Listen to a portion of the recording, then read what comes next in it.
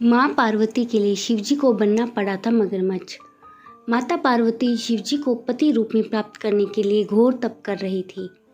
उनके तप को देखकर देवताओं ने शिवजी से देवी की मनोकामना पूर्ण करने की प्रार्थना की। शिवजी ने पार्वती जी की परीक्षा लेने सप्त ऋषियों को भेजा। सप्त ऋषियों ने शिवजी के सैकड़ों अवगुण गिनाए और पार्वती जी को महादेव के अलावा किसी और से विवाह करने को मंजूर न था। विवाह से पहले सभी वर अपनी भावी पत्नी को लेकर आश्वस्त होना चाहते हैं। इसलिए शिवजी ने स्वयं भी पार्वती माँ की परीक्षा लेने की ठानी। जहाँ माँ पार्वती तप कर रही थी वहाँ भगवान शंकर प्रकट हुए और पार्वती माँ को वरदान देकर अंतर्ध्यान हो गए। इतने में जहाँ पर माँ तप कर रही थी वहीं पास में तालाब में मगरमच्छ ने एक लड़के को पकड़ लिया। लड़का जान बचाने के लिए चिल्लाने लगा। पार्वती जी उस बच्चे की चीख सुनी न गई। द्रवित हृदय होकर वह तालाब पर पहुंची। देखती है कि मगरमच्छ लड़की को तालाब के अंदर खींचकर ले जा रहा है। लड़के ने देवी को देखकर कहा कि हे माँ, अब ना तो मेरी माँ है और न ही बाप, न ही कोई मित्र, आप मेरी रक्षा करें। पार्वती जी ने कहा, हे ग्रह, इस लड़के को छोड़ दो। मगरमच्छ बोला, दिन के छठे पहर में मुझे जो भी मिलता है उसे मैं अपना आहार समझकर स्वीकार करता हूँ और अपना आहार समझकर स्वीकार करना यह मेरा नियम है।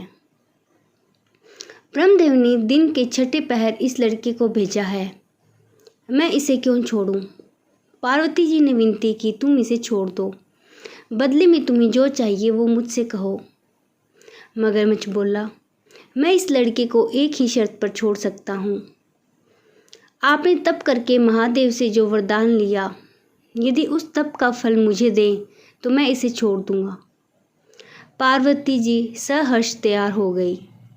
उन्होंने कहा, मैं अपने तप का फल तुम्हें देने को तैयार हूँ, लेकिन तुम इस बालक को छोड़ दो। मगरमच्छ ने समझाया, सोच लो देवी, जोश में आकर संकल्प मत करो। हजारों वर्षों तक आपने जैसा तप किया है वह देवताओं के लिए भी संभव नहीं है। उसका सारा फल इस बालक के प्राणों के बदले चला जाएगा।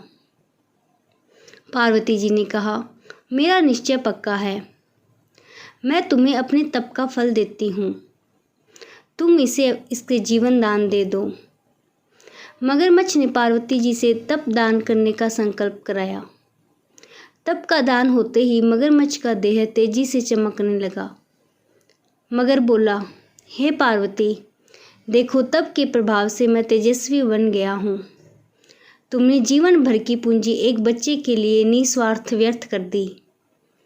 चाहो तो अपनी भूल सुधारने का एक और मौका तुम्हें दे सकता हूँ। पार्वती जी ने कहा, हे ग्रह, तब तो मैं पुनः भी कर सकती हूँ, किंतु यदि तुम इस लड़के को निगल जाते तो क्या इसका जीवन वापस मिल जाता? देखते ही देखते वह लड़का अदृश्य हो गया। मगरमच्छ लुप्त हो गया।